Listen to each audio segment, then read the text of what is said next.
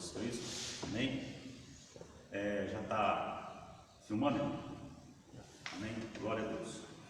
Irmãos, então, como foi dito aqui pelo pastor presidente, aquele que tiver alguma pergunta para fazer durante o percurso aí da escola dominical, não se acanhe, pode fazer pergunta, levante a mão, tá? Faça a pergunta. Contudo, não contar testemunho e nem contar casos. Não é só porque está sendo filmado. Na escola dominical, em geral, o tempo ele é muito curto, ele é exato, não vamos dizer curto, mas ele é exato, 50 minutos. Então a lição elas costumam ser bastante profundas, então a gente precisa de ter uma base, de pegar os contextos para poder entender o texto. E se o irmão levantar a mão e começar a contar testemunhos, o testemunho ele é maravilhoso, mas não é o momento, para tudo ter o momento certo. Então faça uma pergunta direta, como diz o pastor. Por que isso? Direto. Amém? Amém. E também para fazer a pergunta, não precisa de fazer um contexto muito grande. Lá, quando eu era criança, e eu cresci e tal, agora e tal, coisa e tal, vai direto na pergunta. Amém. Amém? Amém. Louvado seja Deus. Então, a lição de número 4, como já foi dito, todos me ouvem? Amém. Nitidamente. A máscara está atrapalhando ou não? Não. Som, está ok, né? Ouvido, só respira. Hein? Ouvido não está atrapalhando, Ouvido Só não respirar. está. Nós estamos respirando, parece que o próprio ar, né? Solta o ar e joga para dentro de novo. Irmãos, então vamos lá. A lição de número 4 do tema, a igreja eleita, redimida pelo sangue de Cristo e selada com o Espírito Santo da promessa. A lição de número 4 que diz assim: a iluminação espiritual do crente. Como que diz o título da lição? Todos juntos? A iluminação espiritual do crente. E vamos lá, 1, 2 e? A iluminação espiritual do crente. Mais uma vez, 1, 2 e? A iluminação espiritual do crente. Está sendo filmado e transmitindo ao vivo, hein? Vamos botar para fora. 1, 2, agora para valer. 1, 2 e? A iluminação espiritual do crente. Louvado seja Deus. Então esse é o título da nossa lição. Amém. Objetivo específico, ou seja, no final da lição nós precisamos atingir o objetivo geral. Primeiro, esclarecer a dimensão de nossa chamada, as riquezas da herança divina e a grandeza do poder de Deus. Repetindo, objetivo geral, nós precisamos aprender. Quando chegar lá no final, no amém, nós precisamos aprender isso aqui. O objetivo geral que é esclarecer a dimensão de nossa chamada. Ou seja, qual a dimensão dessa chamada? As riquezas da herança divina e a grandeza do poder de Deus. Lembrando que preciso muito da vossa atenção, mas muito mesmo, tá? Porque senão nós vamos ficar aqui e vamos entender pouca coisa. Precisamos entender pelo menos 60% para nós passarmos nessa lição. Amém?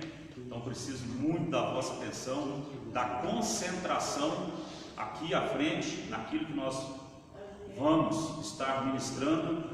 E eu peço a todos que participem, ministrem junto comigo a escola dominical, tá? Bastante atentos. Nós temos 3 objetivos específicos que nós precisamos atender. Primeiro, destacar a vocação e as riquezas da glória inclusas na herança divina. Segundo, salientar a grandiosidade do poder divino que opera em favor dos crentes. Terceiro, expressar o exemplo de exaltação em Cristo. Amém? Qual que é o primeiro? Destacar a vocação e as riquezas da glória inclusas na herança divina. Segundo, salientar a grandiosidade do poder divino que opera em favor dos crentes. E terceiro, expressar o exemplo de exaltação em Cristo. Glória a Deus. Vamos na introdução, todos lendo junto. Está aí na sua lição, página 26, que diz assim: ainda no primeiro capítulo, o apóstolo Paulo inicia uma longa sentença assim dividida, 2 pontos. Ação de graça, do capítulo 1, do versículo 15 a 16. Oração intercessora e confissão de louvor e exaltação. Nessa sentença, somos exortados a louvar o Senhor pela nossa eleição, buscar a iluminação do Espírito para compreender a dimensão de nossa chamada e herança divina, bem como entender a grandeza do poder de nosso Deus. Louvado seja Deus. Aleluia. Amém?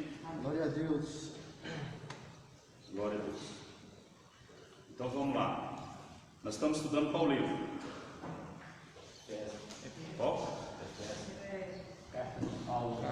Carta de Paulo aos Efésios. Quem escreveu a Carta de Paulo aos Efésios? Quem? Apóstolo Paulo. Quem que eram os Efésios? Que moravam na cidade de Éfeso. A cidade de Éfeso era uma cidade que ela era às margens ela tinha um porto às margens do mar. Então entrava e saía ali mercadorias e principalmente o saber. Entrava ali cultura e saía cultura. E nós sabemos que o apóstolo Paulo ele fez 3 viagens missionárias. Quantas viagens missionárias o apóstolo Paulo fez? 3. Conhecidas até então. Parece que foram até mais. Mas aprove Deus ser registrado 3 viagens missionárias. Amém. Numa dessas viagens missionárias, Paulo, passando na cidade de Éfeso, ele estabelece ali a igreja. Ele não funda a igreja. Paulo não foi fundador de igreja. Ninguém funda a igreja, porque a igreja já está fundada em Cristo Jesus na cruz do Calvário. Então Paulo passou ali e estabeleceu uma igreja de Cristo, que já era fundada ali na cidade de Éfeso. Ok, depois Paulo vai embora, tá? E numa determinada ocasião, Paulo retorna a essa igreja e passa ali durante 3 anos. Ele fica 3 anos na igreja. E não é que era uma igreja predileta de Paulo. Ele não tinha isso. Essa é a minha igreja predileta. Não era, mas Paulo tinha um carinho muito grande por essa igreja. A igreja que estava ali na cidade de Éfeso. Paulo tinha um carinho muito grande por aquela igreja. Paulo, ele amava aquela igreja e ele possuía muitos amigos dentro daquela igreja. E nós sabemos que na ocasião que ele escreve a carta, ele agora é prisioneiro em Roma. Ele é prisioneiro em Roma e ele recebe visita de pessoas lá da igreja. E ele escreve a carta e manda levar para a igreja. Porque ele sabia que dificilmente, ou ele não mais voltaria à igreja em Éfeso. Ele sabia que não teria condições mais de retornar àquela igreja, que dali ele ia partir para as mansões celestiais. Então ele escreve a carta. E tudo aquilo que é escrito tem que ser escrito direcionado a alguém, a alguma pessoa, com algum objetivo. Ninguém escreve nada e joga no ar. O que você escreveu? Não sei, escrevi porque escrevi. A não ser adolescente, né, que chega lá no diário e fica escrevendo coisa lá para ele mesmo, né? E aquilo ali não é para mostrar para ninguém. Mas pelo menos tem o adolescente, quando escreve, está escrevendo para alguém, para ele, né? Para ele mesmo, às vezes desabafando ali, está o diário do adolescente, né? Mas quem escreve alguma coisa, escreve para alguém, não é? Então Paulo escreve a carta aos Efésios e a toda a igreja de Cristo em geral, por isso que ela chegou até nós, porque ela também foi escrita para nós, aplicação pessoal nos dias de hoje. E essa carta é levada para ali. Qual o objetivo da carta? Paulo escreveu algumas cartas puxando a orelha, corrigindo, admoestando com amor, etc. Mas essa carta que Paulo escreve, Paulo está encorajando aqueles cristãos.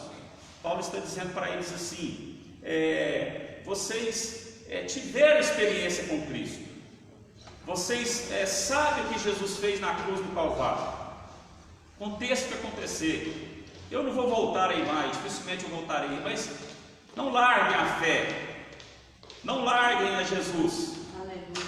E nessa porção bíblica que nós estamos estudando hoje, da carta, que está registrada em capítulo 1, do versículo 15 ao 23, nós podemos observar que Paulo, ele diz para eles assim: ó, eu tenho orado por vocês, eu tenho intercedido por vocês, para que vocês venham a cada dia mais conhecer mais e mais e mais a pessoa do nosso Senhor e Salvador Jesus Cristo.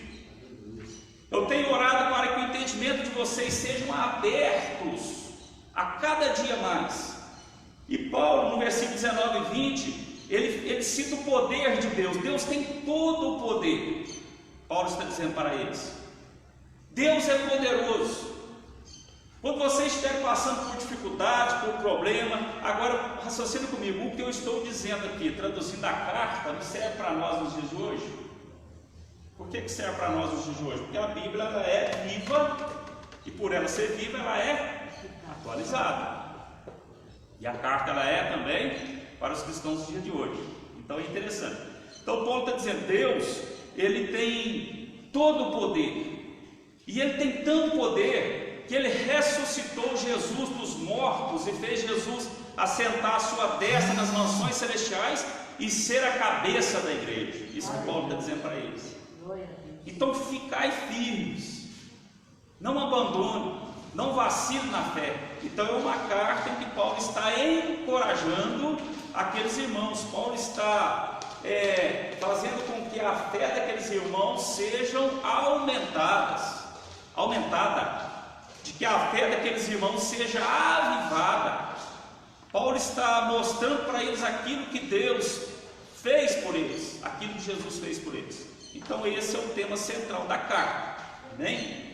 E nesses versículos que ora nós lemos, essa porção bíblica, está dizendo aqui então, especificamente, Paulo: eu oro para que vocês conheçam Jesus a cada dia mais. Paulo está dizendo o poder de Deus e da ascensão de Jesus. É isso que nós vamos ver nessa lição. Louvado seja Deus. A esperança da vocação e as riquezas da glória. Leia para nós, irmã. Vamos ler? Dalete. Leia o primeiro ponto, acima e o primeiro ponto. A esperança da vocação e as riquezas da glória. O apóstolo ensina que os salvos precisam ser iluminados para compreenderem quais são as esperanças da vocação e as riquezas da glória da sua herança. Só um minutinho. O que essa palavra iluminados, o que ela significa? A lição diz: a iluminação espiritual do crente. O que essa palavra iluminado ela significa? Essa palavra, irmãos, ela significa despertados. Ela significa tirados da escuridão. Amém.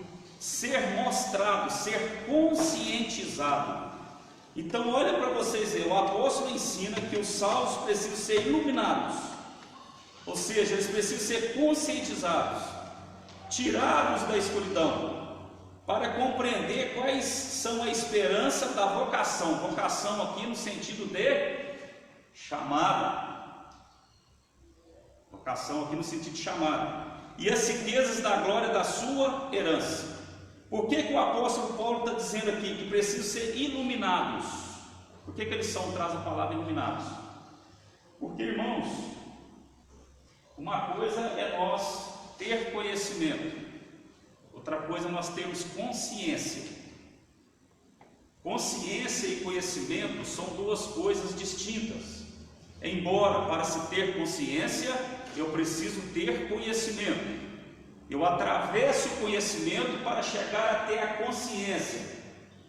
O conhecimento é uma ponte que me faz chegar na consciência, mas muitas das vezes pessoas param em cima da ponte, fica só no conhecimento.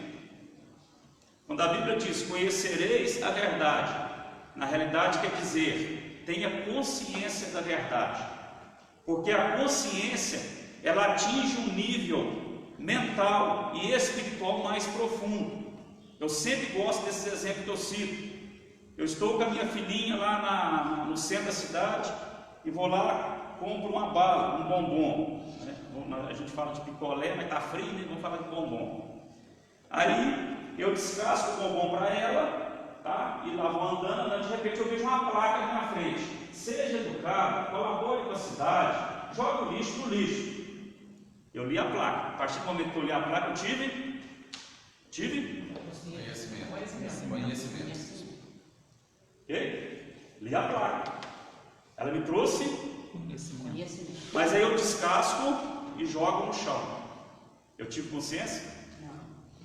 Consciência é diferente. Eu estou andando com o meu carro, curva perigosa, alto índice de acidentes e de mortes. Tem para colocar até morte, para afetar, para ver se vai na consciência do sujeito, do condutor do veículo. Coloca lá mortes, vivo, mas mortes. Mas ele está lá 180 por hora, eu passo a 140. Eu conheci, tive conhecimento, eu li a placa, mas eu passei a 140, eu tive consciência. O que acontece é isso. O que o apóstolo Paulo está dizendo aqui é isso. Ele está dizendo o seguinte: só nesse preâmbulozinho, estou dizendo que a lição é muito rica, ela tem muita coisa para se falar e o tempo não dá, né? Para se falar tudo.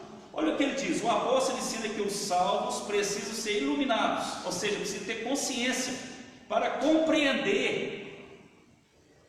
Se ele está dizendo que precisa ter, é porque muitos não compreendem. Não compreendem o quê? Quais é a esperança da chamada e da riqueza da glória da sua herança? Muitos não compreendem ainda. O tamanho, a dimensão da chamada e a riqueza da herança que foi nos dada. Muitos não compreendem, pastor. É verdade. Não compreendem, irmãos. É esse ponto que tem que chegar, tem que compreender. Compreender é ter consciência. Ter conhecimento. O que Jesus fala? Morreu na cruz do Calvário, tal, coisa e tal, eu fui chamado, estou na igreja, tal. Mas qual que é a dimensão disso? Aí para em cima da ponte. Para só em cima do conhecimento, mas não vai para a consciência. Porque quando nós temos consciência de quem é Deus, largo Deus não. Mas se eu tiver só conhecimento, porque o conhecimento, irmãos, até o diabo tem. O diabo conhece a Bíblia de capa a capa, mas ele tem consciência do que está escrito aqui? Não tem. Porque se ele tivesse consciência, ele não seria quem ele é. O diabo tem conhecimento de Deus. Eu tenho um colega que é super inteligente, intelectualmente falando, porque inteligência não é só intelectual, não. O princípio da inteligência, segundo a minha doutrina, que eu criei também, o princípio da inteligência é o temor a Deus. A pessoa inteligente tem é Deus. Glória a Deus. Se Deus tem todo o poder, é soberano sobre todas as coisas, eu vou ficar de fora disso? Tem que ser uma inteligente. frase que eles falam assim: o conhecimento liberta, mas o conhecimento sem a consciência não liberta. A pessoa tem que ter consciência, tem que ter conhecimento e consciência. Porque o conhecimento ele é a ponte, foi como eu disse, mas tem que chegar na consciência, tem que haver um desdobramento consciente daquilo. Então o diabo conhece tudo, conhece daqui até lá, mas eu tenho um amigo, voltando a dizer, que ele conhece a Bíblia toda. Ele estuda a Bíblia todos os dias, pastor Isaac. Ele conhece, mas ele não tem consciência. Por que ele não tem consciência? Porque ele faz tudo o contrário do que a Bíblia manda fazer. Como que você sabe se uma pessoa tem consciência ou não? É quando ela pratica ou não pratica. Se eu estou lá, o lixo está lá na frente, eu descasquei, eu tenho que dar 10 passos até a lixeira, mas se eu tenho consciência, eu vou dar os 10 passos. Você tem consciência? A consciência não me deixa enganar a mim mesmo, ela não me deixa burlar a situação, a consciência não deixa. Amém? Então isso que o apóstolo Paulo está dizendo, ensina que os salvos precisam ser iluminados no sentido de despertados, tirado da escuridão. A escuridão nesse sentido de não ter essa consciência da dimensão da salvação, ser mostrado, ser conscientizado, para compreender quais são a esperança da vocação, ou seja, da chamada, e as riquezas da glória da sua herança. Pode ler, irmão, primeiro ponto. Ação de graça e intercessão. O apóstolo se alegra em dar graças a Deus pela vida dos eleitos, e por todas as bênçãos espirituais recebidas, tais como a eleição, a predestinação, a criação e o dom do Espírito Santo. Ele intercede para que seja concedido aos seus leitores o espírito de sabedoria e de revelação. Paulo estava ciente de quão maravilhoso é o Evangelho, mas ao mesmo de quão impossível é alguém perceber a glória dessas boas novas sem ser ensinado por Deus. Por isso, ele rogava para que os crentes recebessem a capacidade de compreenderem, por meio do Espírito Santo, a esperança da chamada, as riquezas da herança e a grandeza do poder de Deus. Amém. Glória a Deus. Então, ação de graças e intercessão. Amém? Eu vou estar relendo, que eu acho que vai ser mais fácil, tendo em vista que nós estamos transmitindo também ao vivo, né? Vai ser mais fácil aqui para poder estar explicando e estar entendendo. Amém? Ação de graças e intercessão. O apóstolo se alegra em dar graças a Deus pela vida dos eleitos. Está no versículo 16. E diz assim: não cesso de dar graça a Deus por vós, lembrando-me de vós nas minhas orações. Então sabemos que nessa porção bíblica o apóstolo, ele se alegra em dar graças a Deus pela vida dos eleitos, ou seja, ele está orando pelos eleitos. Depois, e por todas as bênçãos espirituais recebidas. Então ele ora pelos eleitos e por todas as bênçãos espirituais recebidas, tais como a eleição. O que é eleição? Nós vimos na lição passada. Bênção espiritual, né? O que é eleição? Todos nós fomos eleitos para estar em Cristo. Agora, uma coisa é ser eleito, outra coisa é entrar no gabinete. São duas coisas distintas.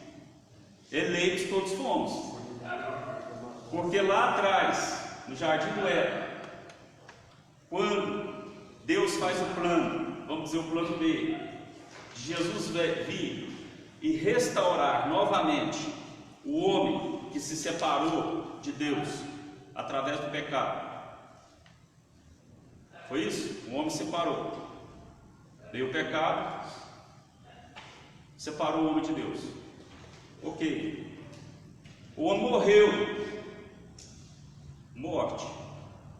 Espada no pescoço. Física? Não. O homem não morreu fisicamente. Nós estamos vivos aqui até hoje. Espiritualmente, existem duas vidas. Existe uma vida física e uma vida espiritual.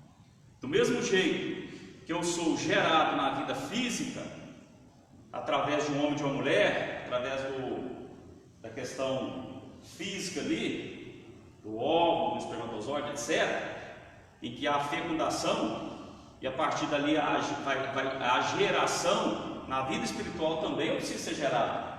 Como que eu sou gerado? Quando eu dou ouvido à palavra. Dei ouvido à palavra, o Espírito Santo anda junto e começa a gerar. E depois de 9 meses, daquele feto ali no útero materno, chega o dia de nascer. Aí depois de gerar, na vida espiritual também precisa nascer. Qual que é o dia que eu venho a nascer? O dia que eu levanto as mãos e aceito Jesus. Nesse dia eu nasci. No dia eu nasci. Foi o parto, eu nasci. Aí a criancinha, ela precisa de existir através de um documento. Ela precisa ser legalmente, não precisa? Os nossos advogados que aí estão. Ela precisa ser legalmente dentro da nação, vamos dizer Brasil, ela precisa de um registro que se chama certidão de nascimento. Aí os pais levam lá e fazem a certidão de nascimento. Antigamente esperava nascer 5, 6 para trazer na cidade, porque era difícil movimentar. Eu conheço um rapaz lá em São Tiago, ele é até muito meu amigo. Quantos anos você tem? Ele falou: não sei se é 46, se é 47, se é 48, não sabe direito não, pastor. Porque dizer que lá nasceu vários irmãos para depois trazer na cidade. Ele registrou tudo naquele mesmo dia. Então precisa de um registro para existir. Qual que é o registro? Eu desço as águas batismais. A partir dali, eu sou registrado. E a criancinha pequenininha precisa de ter cuidados especiais. É ou não é? É. Frio, o Corona-19, o Covid-19 está aí, as crianças são um grupo de risco. Então a criancinha precisa ser bem coberta, comidinha levinha por enquanto, engasga, a Estherzinha petitinha, pequenininha, engasgou, nós temos que atravessar o centro correndo, o Canéio, contramão de madrugada, custou voltar lá no hospital. Então aquele que nasceu espiritualmente no início precisa de bastante cuidado com ele, senão ele vai morrer. Depois ele vai começando a dar, aí pode começar a dar comida mais forte e tal, e coisa. Então as duas vidas elas vão paralelas, né?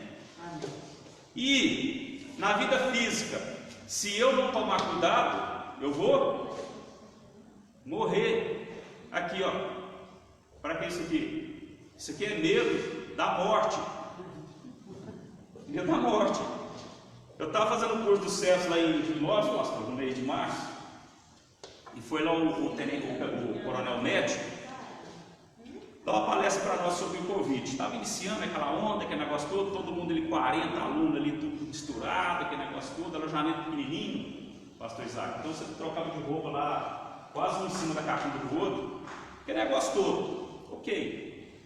E eu lembro que o coronel médico, ele explicando em termos técnicos da medicina, o que era o Covid-19, aí o capitão interrompeu ele, achei interessante isso. O capitão interrompeu e falou assim: doutor, eu compreendo o senhor, esses termos médicos que o senhor está usando, só que eu não vou entender isso não. Eu quero que o senhor explique realmente o que é essa doença, essa pandemia, numa linguagem que nós vamos entender, porque na realidade, deixa eu falar com o senhor, sabe qual é o nosso medo? É de morrer, nós estamos com medo de morrer. Foi claro. Entendeu? Então, na vida física, nós cuidamos para nós não morrer. Então, a máscara, todo mundo com medo aí, do Covid e tal. Na vida espiritual, irmãos, cuide para não morrer também. Amém. Cuide mais do que na vida física. E na vida física, nós precisamos dormir, nós precisamos do sol. O sol é vitamina D. Sabia que nós precisamos do sol? Se o sol parar de bater na terra, acabou a terra. Acaba a vitamina D. Então o sol precisa de vinho. Nós precisamos de alimentar, de beber água, tá? Precisamos de nos relacionar, são necessidades básicas, relacionamento com o outro, beber água, alimentar, o sol, dormir e fazer higiene corporal. São coisas básicas para a sobrevivência física. E para a sobrevivência espiritual, quais são as coisas básicas? Oração. Tem mais um para a sobrevivência física, que é o oxigênio. E para a vida espiritual? Oração é básico, senão morre. Jejum é básico, senão morre. Meditação na palavra viva é básico, senão morre. E uma outra coisa, isso que nós estamos fazendo aqui, congregação, congregar, unir.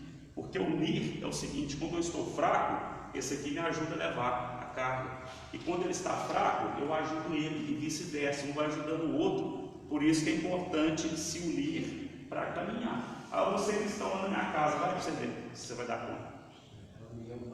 Quando você chega aqui, ajoelha para orar, pastor Nova, hoje de manhã cedo, com a oração dos outros, aquilo ali vai te fortalecendo. E você com a sua oração fortalece o outro. Ouvindo ali, ouvindo, pegando. Então nós precisamos disso. Se não cultuar isso, nós vamos morrer. Voltando para a eleição. Então nós fomos eleitos para ser salvos lá no começo, no plano B de Deus. O homem morreu espiritualmente. Deus falou assim: agora eu vou arrumar um jeito de voltar à vida espiritual de novo. E mandou Jesus. Só que essa eleição é o seguinte: o presidente da república, ele foi eleito por voto direto.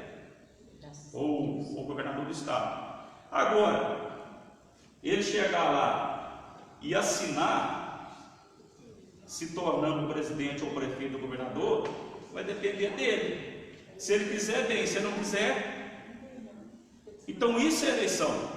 Fomos eleitos, mas assumimos a posição se quisermos. Segundo, a predestinação. O que quer dizer essa predestinação? A predestinação aqui não é uma vez salvo para sempre, não é isso.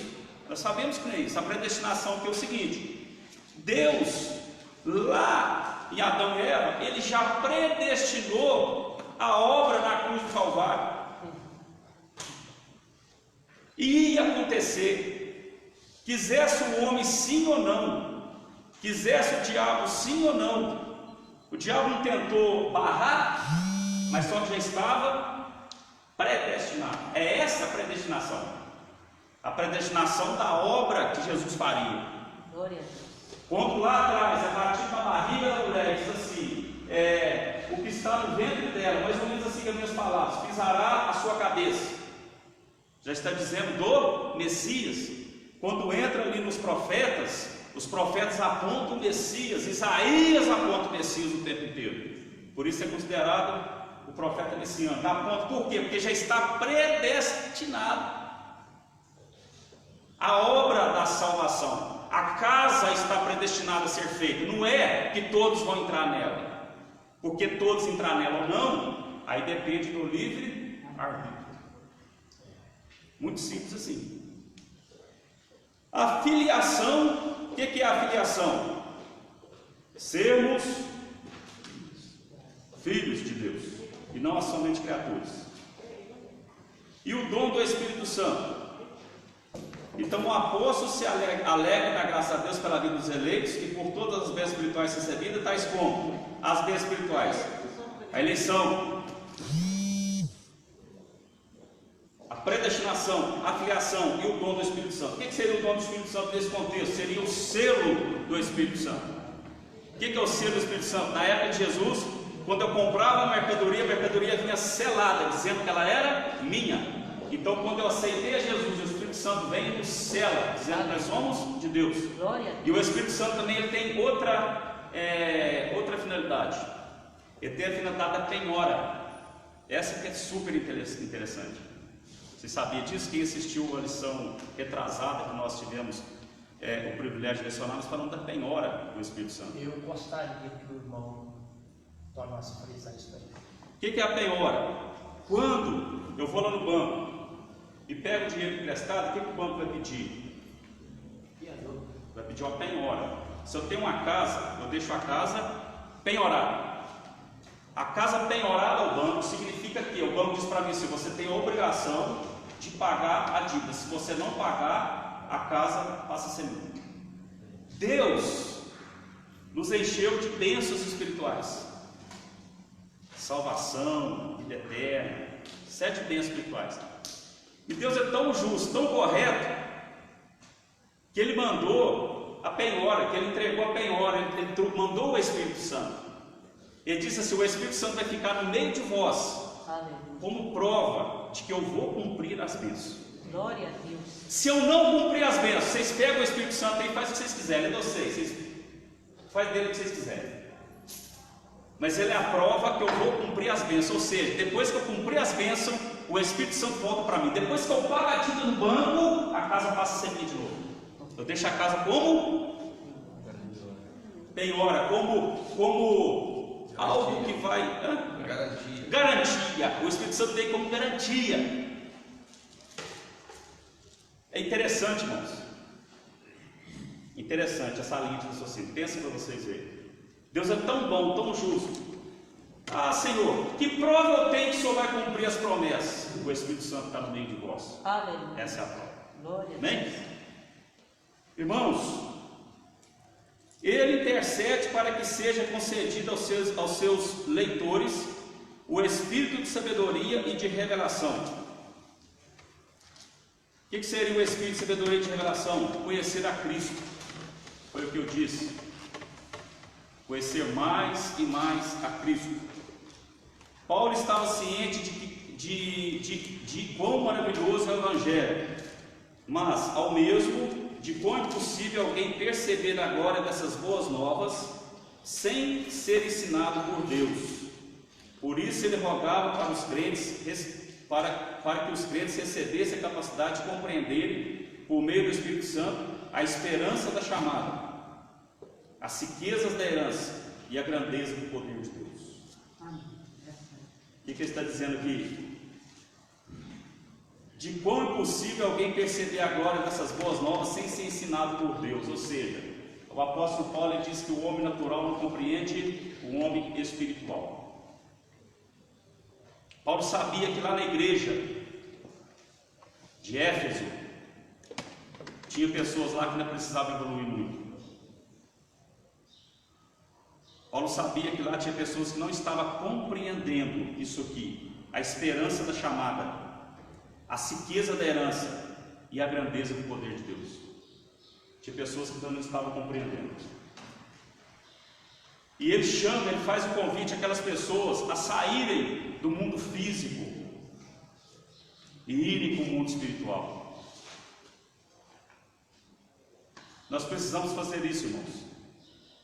No mundo que nós estamos vivendo, no mundo da ciência, é muito fácil nós ficarmos presos nas coisas científicas. A ciência é aquilo que comprova. Só existe quando eu comprovo que existe. Nós precisamos soltar os pés da terra e transitar no mundo espiritual. E pedir a Deus essa capacidade. Deus, me dê discernimento espiritual.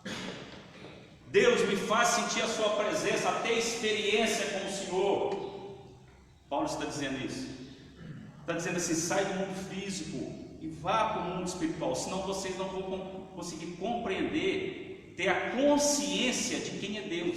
Vocês vão ficar só no conhecimento, mas não terão a consciência de quem é Deus. Então nós precisamos transitar, mesmo que isso para o mundo pareça loucura. Mesmo que para o mundo pareça loucura, o mundo científico que nós vivemos nele. Ué, que história é essa do mar vermelho se abrir?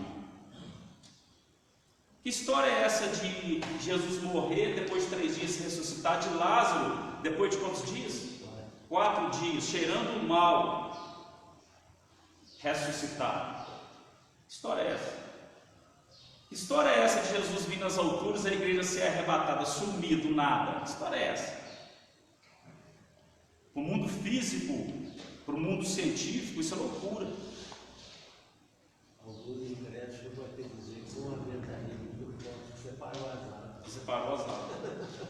Então ele diz aqui, quão maravilhoso é o Evangelho, mas ao mesmo que quão impossível alguém perceber a glória dessas boas novas sem ser ensinado por Deus. Por isso ele rogava para os crentes receberem essa capacidade de compreender. Estão entendendo o que ele está dizendo aqui como comentarista? Ele está dizendo assim, do mesmo tanto, presta atenção nisso aqui, o apóstolo Paulo está dizendo aqui, do mesmo tanto que as bênçãos espirituais são grandes, é do mesmo tamanho a dificuldade das pessoas de compreenderem isso. Vou repetir, o apóstolo está dizendo, o mesmo tamanho que são as bênçãos espirituais, é o mesmo tamanho da dificuldade das pessoas compreenderem isso. E ele orava a Deus e falava assim, Deus, faça que os irmãos lá de Éfeso compreendam a grandeza das bênçãos espirituais.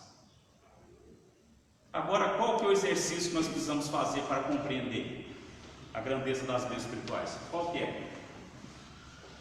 Buscar o Senhor. Hein? Buscar o Senhor lá. Buscar a presença de Deus. O que eu preciso fazer para buscar a presença de Deus? Orar, jejuar e O que eu preciso fazer para que Deus ele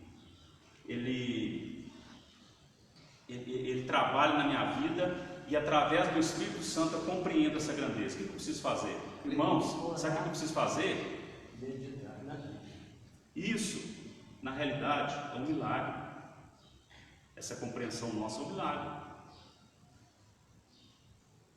E esse milagre só acontece através de uma palavra. Uma palavra. Oração. Não, você só vai orar depois que você... Oração vem depois. Veja bem, o apóstolo Paulo está dizendo aqui, a lição muito profunda, ele está dizendo aqui, ó, Paulo estava ciente de quão maravilhoso é o Evangelho, mas ao mesmo tempo de quão impossível é alguém perceber a glória dessas boas novas sem ser ensinado por Deus. Ele está dizendo, o mesmo tanto, o mesmo tamanho, esse tamanho aqui, que as bênçãos espirituais vêm sobre nós, é o mesmo tamanho de dificuldade que nós temos para entender isso. Escreve lá para a igreja em Éfeso.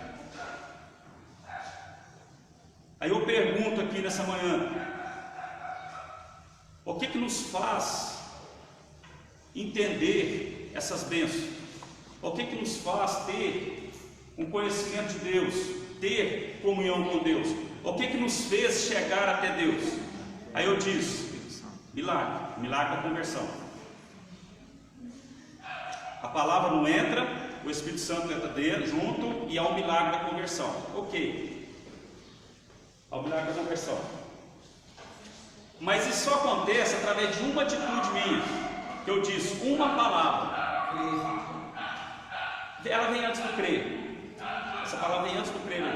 Porque você está entendendo que lá fora da igreja, dos salvos, existem pessoas poliglotas, pastor, inteligentíssimos.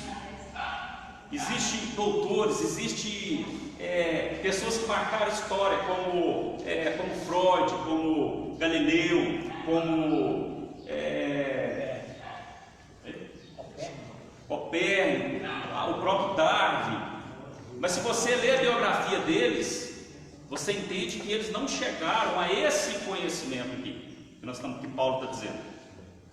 E nós aqui, embora podemos ser simples, desdentado, nariz grande demais, né? Bom que a máscara até tampou um pouquinho aqui, né? E pessoas simples, que não sabem usar o português direito, mas nós chegamos à dimensão da compreensão. O que nos fez? O que fez o milagre acontecer na nossa vida? A conversão é um milagre, claro. Mas por que eu converti e lá na minha casa, os 5 irmãos, 4 não converteram? Por que eu converti e eles não converteram? Deus revelou salvação. Qual é a consciência? Consciência, mas antes dela vem uma coisa, uma palavra: Fé. humildade. Humildade. Que humildade é essa?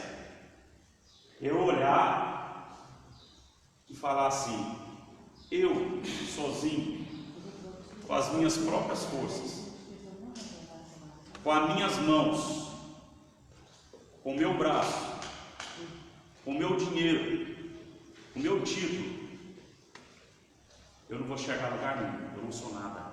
Se o Espírito Santo não revela a salvação, Eu preciso de Deus. Esse é o ponto-chave. Eu preciso de Deus. Por que tem muitos por aí? Autossuficiência. É o contrário de humildade. Bato no peito. Por enquanto eu não preciso. Pode ser que um dia eu venha precisar. É um movimento, irmãos, que teve quando Jesus chegou para os judeus. Jesus chegou e falou assim: eu vim para vocês. O que eles falaram? Mas nós não precisamos de você, porque nós temos a lei. A lei. Jesus falou assim: eu vim para os pobres e necessitados. Aí os judeus falaram assim: nós não precisamos de você então, porque nós não somos pobres e necessitados, porque nós temos a lei. Aí o gentio, presta atenção nisso, que era pecador, cobrador de imposto, era adulto, era prostituta. Olha a clientela de Jesus. Era pessoas rudes, escutou aquela conversa de Jesus e eles, aí gritou assim: oi, por acaso você está dizendo que você, para eles, para os judeus, que você veio para os pobres necessitados? Aí Jesus: sim, estou dizendo para eles, embora ele está dizendo que eles não precisam não, porque eles não é pobre necessitado, porque eles têm a lei. Só veio para os pobres necessitados. Você está falando sério? Eu vim para os pobres necessitados. Eles correram, então sou eu estou debaixo da graça do Senhor. Então aí o gentio entra. Quando diz Jesus é a pedra de tropeço, é aí que eles tropeçaram com Jesus para perder a graça. Que eles falaram, nós temos a lei, nós não somos pobres nesse estado. O gentio olhou, isso é humildade. O gentio, ele teve humildade, olhou para Jesus, ele podia bater, eu também preciso ser não. Ele olhou e falou assim, não, eu sou pobre nesse estado. Ele falou que veio para mim, ele é o Messias que veio para mim, trouxe bênção. Não, então eu aceito. Ele não aceita, eu aceito. Ele entra. Entendeu? É esse o movimento. Então nós precisamos compreender. O apóstolo Paulo está dizendo para eles, vocês precisam entender qual que é a grandeza da obra que Jesus fez na cruz do Calvário. Se vocês compreenderem, cristãos de Éfeso, ou seja, em Efésios, se vocês compreenderem, vocês vão deixar de dar dor de cabeça nessa igreja aí. Vocês vão ser soma e não divisão. O apóstolo Paulo está dizendo isso. Se vocês compreenderem, vocês vão parar de dar amolação. Vocês vão parar de torcer a cara dentro dessa igreja aí. Vocês vão parar de fazer beicinho. Vai ter mais compreensão. Vocês vão ajudar mais, vai somar mais. Isso, se vocês compreenderam o que Jesus fez. Continuando, a esperança da vocação. Em sua petição a Deus, Paulo intercede para que o Espírito Santo ilumine os crentes a fim de saberem qual seja a esperança da sua vocação, da sua chamada. Assim, eles seriam capazes de experimentar e conhecer profundo espiritualmente os privilégios de serem vocacionados. Está vendo na oração de Paulo, está vendo? Podemos dizer que tal esperança divide-se em pelo menos 3 aspectos. Deus chamou pessoas no passado, através da eleição em Jesus Cristo. Paulo queria que eles compreendessem isso. Ou seja, uma chamada que ele teve a iniciativa por meio da eleição em Cristo, da qual fazemos parte. A chamada abrange serviço e santificação irrepreensível. Então a chamada, isto é, achar-se irrepreensível, viver em comunhão e andar de modo digno. O que é andar de modo digno? Representar Cristo na terra. Glória a Deus. Então o apóstolo Paulo está dizendo para eles que podemos dizer que tal esperança divide-se em pelo menos 3 aspectos. O apóstolo Paulo está dizendo em sua petição, intercede para que o Espírito Santo ilumine os crentes a fim de saber qual seja a esperança da sua vocação, da sua chamada. Que eles estavam, pelo jeito, eles não estavam sabendo qual que era a chamada deles. Eu pergunto para nós aqui hoje, qual foi a nossa chamada? Por que nós somos chamados? Chamada no sentido de vocação.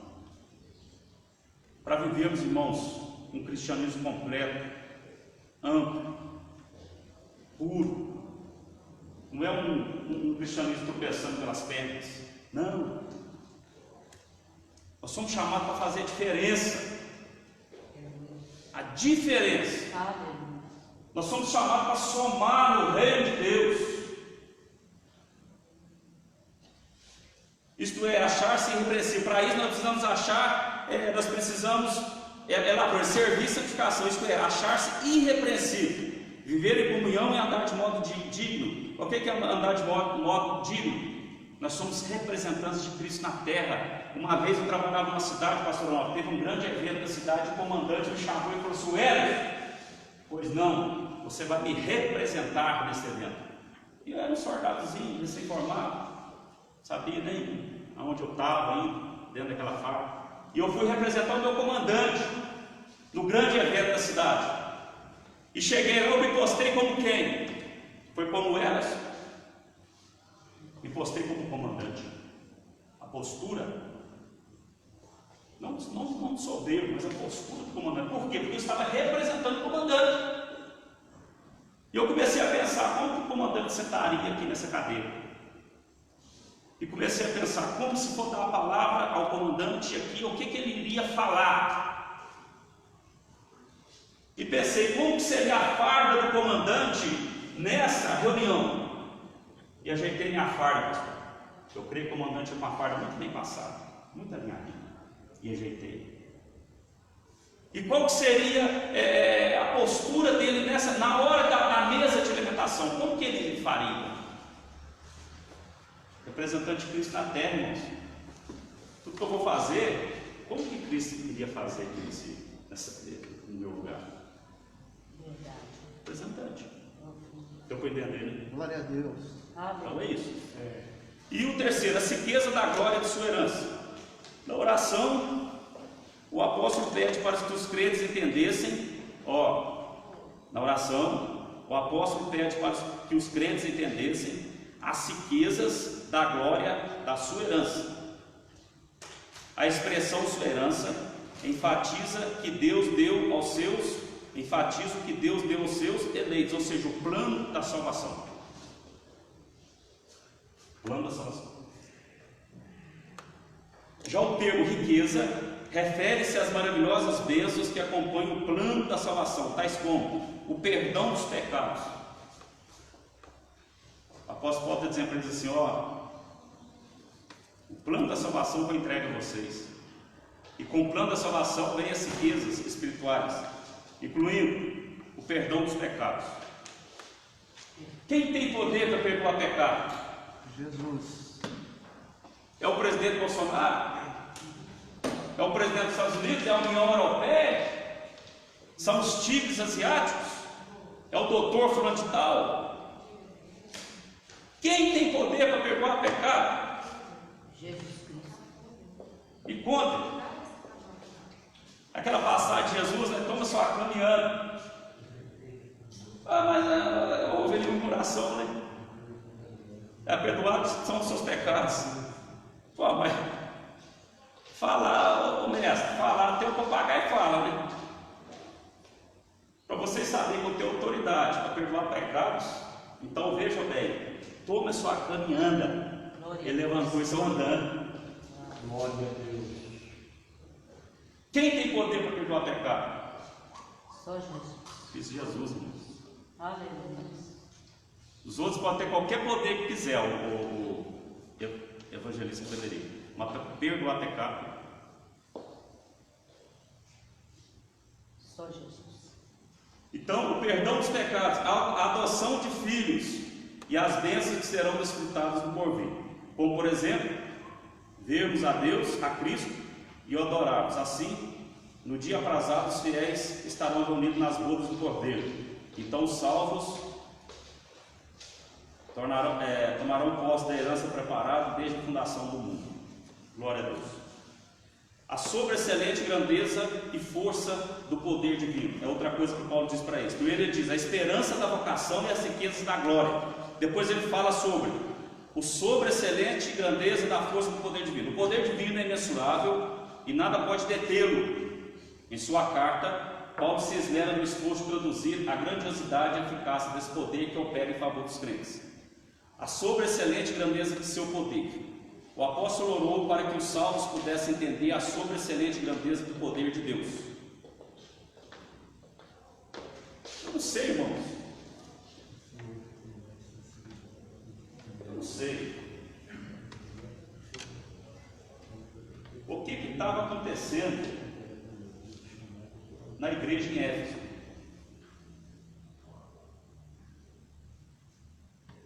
Não sei se aquilo ali acontece em todas as igrejas.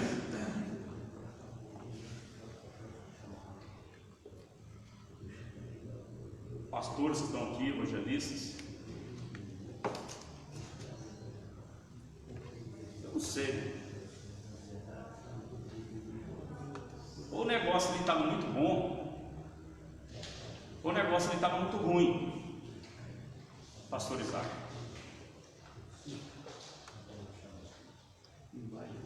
Porque se vocês observarem, o apóstolo Paulo ele faz orações pedindo a Deus coisas elementares para aquela igreja. Que eles compreendessem o plano da salvação, que eles compreendessem as riquezas que trazidas através do plano da salvação. Foi a segunda oração de Paulo, a segunda tópica da oração de Paulo. E o terceiro tópico da oração de Paulo, que eles percebessem, pudessem entender a grandeza do poder de Deus. Então, pastor Honório, a igreja em Éfeso, eu particularmente preciso entender melhor o que estava acontecendo ali. Eu não sei se isso acontece, se Paulo quer mostrar que em todas as igrejas acontecem isso. Porque são coisas elementares no cristão. Entender o plano da salvação, as bênçãos que vêm do plano e o poder de Deus. Mas ele ora a Deus e fala assim: Deus, ajuda que eles entendam o seu poder. Percebe que a palavra sobreexcelente é traduzida do grego super, balô, que na forma adjetiva significa extraordinário. Já a expressão seguinte, megetos, grandeza, o objetivo é enaltecer a magnitude do poder de Deus, que a tudo sobrepuja. O termo dunamis, aqui traduzido por poder, indica feitos miraculosos que requerem força fora de medida. Logo, a repetição desses termos indica que apenas o maior de todos os poderes é capaz de realizar a transformação e a salvação do homem, e que somente um poder tão grande assim pode operar e concretizar as bênçãos inclusivas na esperança da vocação e nas riquezas da herança. Então o apóstolo Paulo está dizendo, o apóstolo orou para que os salvos pudessem entender a sobreexcelente grandeza do poder de Deus, ou seja, o extraordinário poder de Deus. O que é extraordinário? Extraordinário. O que é ordinário? Ordinário é ordem. Isso nós precisamos entender. Ordem. Quando uma tropa marcha, o comandante da tropa, ele diz assim: ordinário, marcha. Quando eu entrei no exército, quando ele falava assim, ordinário, eu pensava que ele estava xingando nós, chamando nós de ordinário. Depois eu vim entender que ordinário é em ordem, marcha. Todo mundo junto. Em ordem, marcha. O que é ordinário? Ordinário é uma coisa que é colocada em ordem, vem de ordem. Por exemplo, uma linha de produção numa empresa, ela é em ordem. O modo de funcionar a sua empresa que você trabalha, presbítero, evangelista Frederico, ela é em ordem. Ela é em ordem. A natureza, ela funciona em ordem. Sabia disso? O sol nasce, o sol se põe. O dia vem, o dia se vai. A noite vem, a noite vai. As estações vêm, primavera, verão, outono e inverno. A natureza, a palavra natureza vem de natural, porque está em ordem. A vida, ela está em ordem, porque eu nasço, depois eu vou crescendo, vou envelhecendo, o corpo vai sentindo, a mente vai sentindo, vai vindo Alzheimer, várias outras doenças aí da mente, até que o dia que eu paro e volto para o pó da terra. Ordem. A natureza está em ordem. Quando ele diz aqui que Deus é extraordinário, que Deus foge dessa ordem, Deus, ele não está submisso ao natural, à ordem natural das coisas. Deus está além da ordem natural. Aleluia. Deus está além da natureza, por isso é que ele faz e fez o mar vermelho se abrir. Por isso é que Jesus ressuscitou e está vivo até hoje, porque Deus não é submisso à ordem natural das coisas. Ele é extra, fora dessa ordem. Isso nós precisamos entender. Que Deus é esse? Que Deus é esse? Teve um sujeito lá que faz uma pergunta, né? Quando Jesus acalma a tempestade, ele pergunta: mas que é mais ou menos assim, mas que Deus é esse que até a tempestade ela calma? É esse Deus que está fora da ordem, ele está acima da ordem. E o interessante aqui, que ele tem um poder sobre essa ordem. Ele tem um poder sobre a ordem. Ou seja, nós vivemos num mundo de hierarquias. E tem que ter hierarquia para as coisas funcionarem. Se não tivesse hierarquia, não iria ter civilização. Sabia disso? Hierarquia é divisão de poder pastorizado. Poder no sentido eu posso. Eu aqui como professor, eu posso tomar algumas decisões aqui que o aluno não pode. Isso é poder. Eu tenho. Poder no sentido de posso. O presbítero como superintendente, ele pode tomar algumas decisões que eu como professor não posso. Isso é hierarquia de poder. O presidente pode tomar decisões que ele como superintendente, e eu como professor, e você como aluno também não pode. E o mundo funciona assim. Se você pegar a nação brasileira, está lá o Congresso, deputados com senadores, o presidente da República. É uma relação de poder sobre o território brasileiro. Aí essa relação de poder, eu pego as Forças Armadas e coloco ela aqui, que se alguém quiser tomar o poder, aí eu uso a força. E para ter poder tem que ter força. Por isso que existem as Forças Armadas. É a garantia. Mas aí tem a nação brasileira, tem a nação argentina, tem os Estados Unidos da América, tem a China. E quem manda em quem? E aí? Aí como o negócio começou a brigar muito, começou a brigar um brigar com o outro, não, eu mando, eu entro no Vietnã, isso não é meu, não, a segunda guerra, não, eu vou tomar o mundo é meu e tal. Aí começou aquela briga de poder. O que eles fizeram? Foram lá e criaram a Organização das Nações Unidas, que é a ONU, para controlar esse poder.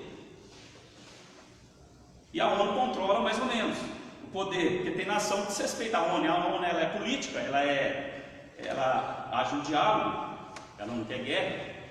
Então ela vai ali meio que, a ONU vai ali, coloca a sanção. O Irã não quer obedecer, então vamos colocar a sanção no Irã. Relações de poder. Mas o que eu estou querendo dizer é o seguinte, que todo esse poder ele se torna plano na Terra, porque não existe, quando você pega o mundo todo, eu não posso dizer que os Estados Unidos da América tem o poder sobre o mundo, senão a União Europeia vai se levantar lá. Mas também não posso dizer que a União Europeia tem o poder sobre o mundo. Quem detém esse poder? O poder fica de uma forma plana, ok, mas fora desse plano, de uma forma extraordinária, surge o nosso grande Deus, que tem o poder sobre todas essas coisas. Glória a Deus. Isso o apóstolo Paulo está dizendo para eles. Vocês têm que. Vocês estão servindo um Deus de poder. Glória a Deus. Não é um Deus qualquer. Não é. É um Deus que tem todo o poder nas profundezas dos mares, sobre a terra e nas mansões celestiais. Paulo está dizendo isso para eles, nas entrelinhas, não está escrito. Mas eu quero que nós entendamos isso, que é isso que Paulo está dizendo para a igreja ali. Vocês estão seguindo a um Deus que pega o universo, 200 milhões ou bilhões, fala milhões ou bilhões, que nós estamos aqui ao vivo. O irmão vai dar pesquisa lá na internet, o irmão aí da rede social, pesquisa 200 milhões ou bilhões de galáxias do tamanho da Via Láctea, não é isso? Pode pesquisar. Nosso Deus é tão grande, em forma de ser extraordinário, não está na ordem do universo, e no sentido de ter poder, que ele sustenta o universo na palma das suas mãos. Glória a Deus. Aleluia.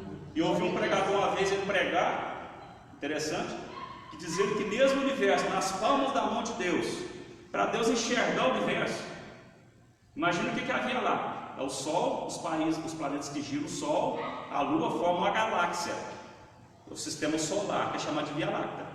É aproximadamente 200 bilhões de galáxias do tamanho da Via Láctea, tem mundo afora, o universo afora. Imagina o que é isso. Aí Deus coloca esse universo na palma da sua mão. E para ele dar conta de enxergar, Mancil, eu vi um pregador falar uma vez, ele tem que fazer assim, ó, chegar pertinho, senão ele não vê. De tão pequeno que o universo fica na palma da mão dele. Então, esse poder que existe no mundo, que é uma relação de poder, Deus ele está acima desse poder. Ele controla tudo isso, ele tem tudo isso nas suas mãos. Ok? É isso que ele está dizendo. E prosseguindo para nós terminarmos, a força do poder. Ok. Na sentença, segundo a operação da força do seu poder, o apóstolo faz uso de 3 vocábulos gregos concordes entre si. Primeiro, a palavra operação, que é traduzida de energia e também significa eficácia, ou seja, esse poder eficácia sinalizando a ideia de poder e atividade. Esse poder de Deus que eu disse aqui, nós temos a impressão de achar que ele está inerte, ou seja, ele está, isso aqui, ó, isso que tem vida, tem vida? Não. Isso aqui tem vida? Não. Nós temos vida. Nós temos vida. Esse poder de Deus, ele está em atividade, está em ação. O que é isso? Deus está vivo. E mais do que vivo, Deus está em movimento. Movimento. Deus não está parado, estático. Deus está movimentando, movimentando, movimentando, movimentando. O poder de Deus está em movimento. Segundo, a expressão força vem do termo kratos, que traz a ideia de intensidade. É um poder intensivo, que eu já disse aqui o tamanho desse poder. E finalmente, isso indica o poder inerente de Deus. A associação desse conceito revela o poder potencial de Deus que, inerente à sua natureza divina, opera em favor dos que creem. Para aprofundar essa impressionante descrição, Paulo apresenta 3 exemplos irrefutáveis da força desse poder. Vamos ver 3 exemplos da força do poder de Deus. 2 pontos. Primeiro, a ressurreição de Cristo. Glória a Deus. Ao poder dele, ao extraordinário. Segundo, sua ascensão à direita dos céus. Ao poder de Deus, além de ressuscitar, levou ele para o céu e pôs ele à direita. Bateram em Jesus, bateram. Fiaram a lança em Jesus, enfiou. Colocou coroa de espinho para debochar da cara dele, não colocou? Ele entrou montado no jumento, não foi? Mas ele, João diz assim: eis que eu vejo um cavalo branco, e montado sobre ele, a quem aquele está escrito na coxa, Rei dos Reis e Senhor dos Senhores. Aleluia.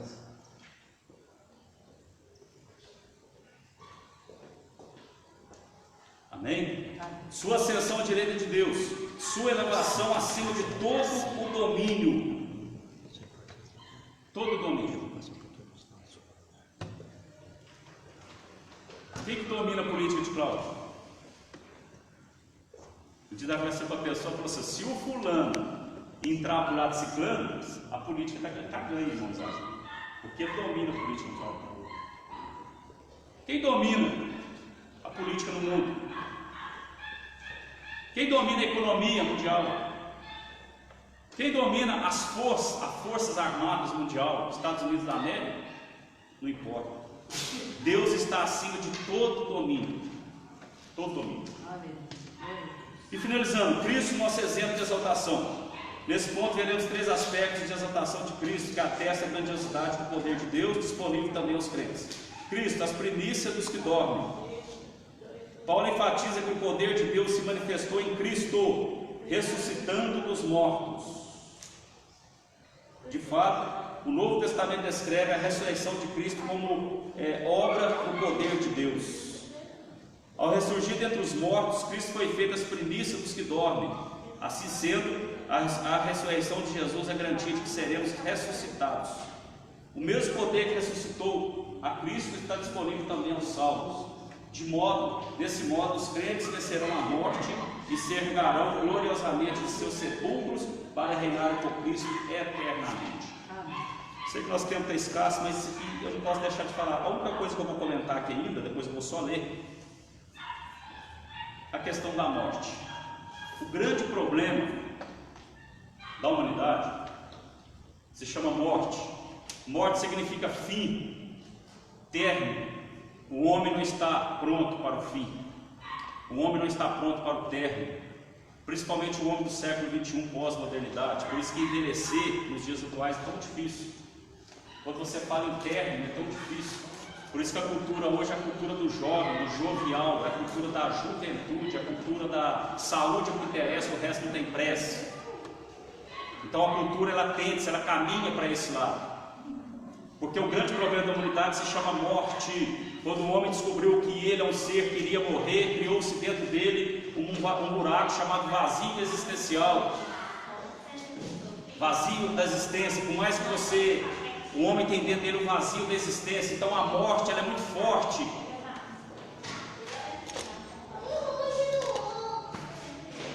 A morte é a coisa de maior força que existe, pastor Nó. Você sabe que a coisa de maior poder que existe na terra? A morte.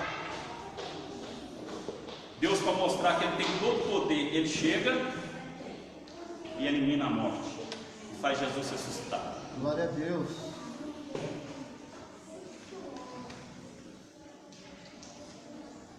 Cristo é elevado à direita de Deus. Paulo reforça o poder de Deus quanto à elevação de Cristo ao trono, pondo-o à sua direita nos céus. Aqui está em foco a ascensão de Cristo em referência à promessa desse ano. O grau de exaltação para uma posição de honra, a autoridade indica o completo triunfo de Cristo sobre o pecado e as forças do mal. Esse triunfo também está assegurado aos salvos, endossa nossa participação na vida celestial, conforme indica a expressão, nos fez assentar nos lugares celestiais. Assim, tanto a ressurreição como a ascensão de Cristo são obras do poder do Pai. E por último, Cristo exaltado sobremaneira. Nesse ponto, Paulo ensina que o poder de Deus exaltou Cristo acima de todo principado e poder e potestade e domínio e de todo nome que se nomeia. Significa que ele foi exaltado acima de toda eminência do bem e do mal, e de todo título que se possa conferir nessa era e também no porvir. Leva para mim, irmão. O resultado desse triunfo faz duplo benefício para a igreja. Primeiro, que Deus fez Cristo cabeça da igreja. E segundo, que Deus designou a igreja para ser a expressão plena de Cristo. Isso significa que nenhum poder pode prevalecer contra a igreja do Senhor. Amém. Uma pergunta, irmãos, respeito à lição? Respeito à lição? Espero que nós tenhamos alcançado. Destacar a vocação e as riquezas da glória inclusas na herança divina. Espero que nós chegamos a salientar a grandiosidade do poder divino que opera em favor dos crentes. Espero que nós expressamos o exemplo de exaltação em Cristo Jesus. Que Deus abençoe a todos, em nome de Jesus. Nossos amigos e irmãos internautas das redes sociais, Deus abençoe. Muito obrigado por termos ouvido esse tempo todo, tirado essa disponibilidade, né, que você teve em sua casa. E lembrando que domingo que vem, novamente às 8h30, nós teremos mais uma aula da nossa escola bíblica dominical. Amém? Deus abençoe a todos. Passo para o pastor presidente, pastor Nó Ferreira da Silva.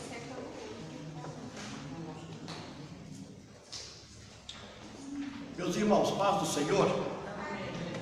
Eu quero agradecer a presença dos irmãos nessa escola dominical e também a obediência, né, das nossas crianças em questão do uso da máscara e obedecendo o distanciamento. Deus abençoe a todos.